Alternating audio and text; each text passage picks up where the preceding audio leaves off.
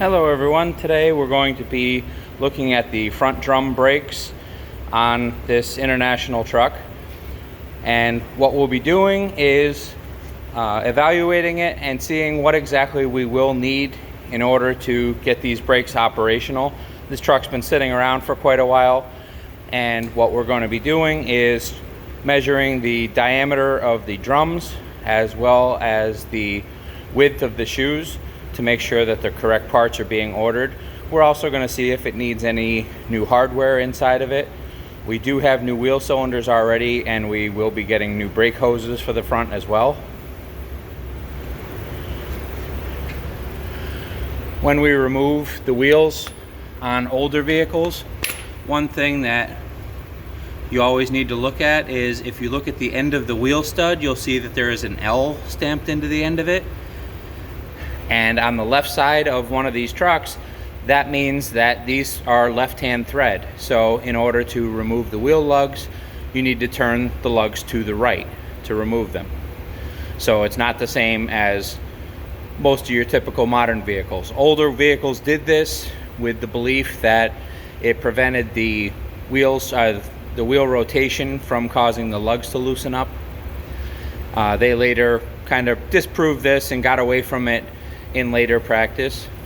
Some of the other older features on this truck uses split ring wheels.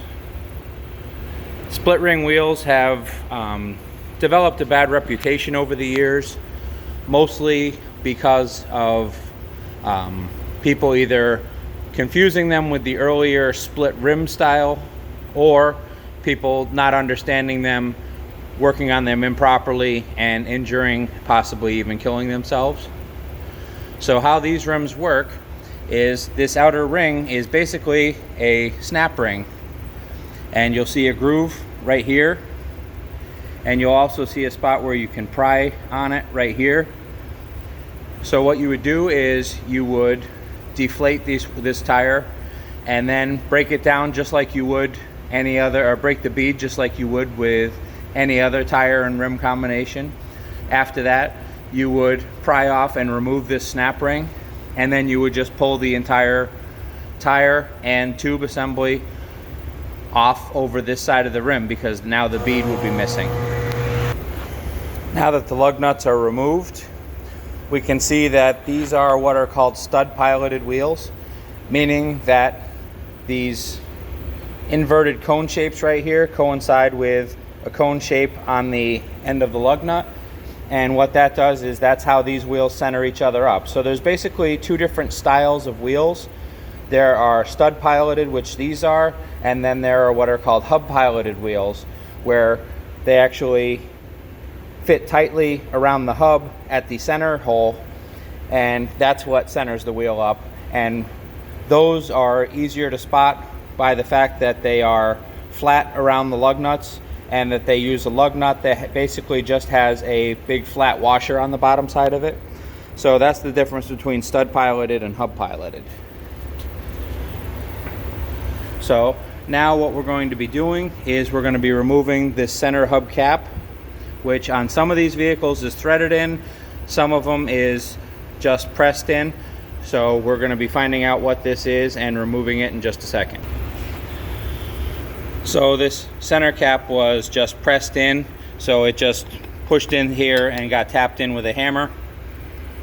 So I just pulled that out, popped that out with a pry bar.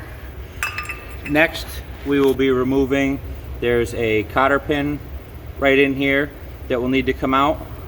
So, and that's the head of it right there, so that we can remove the nut. And with that nut is going to come the outer wheel bearing. So at this point, you really probably ought to have some gloves on, because this is where this job starts to get a little bit greasy and dirty.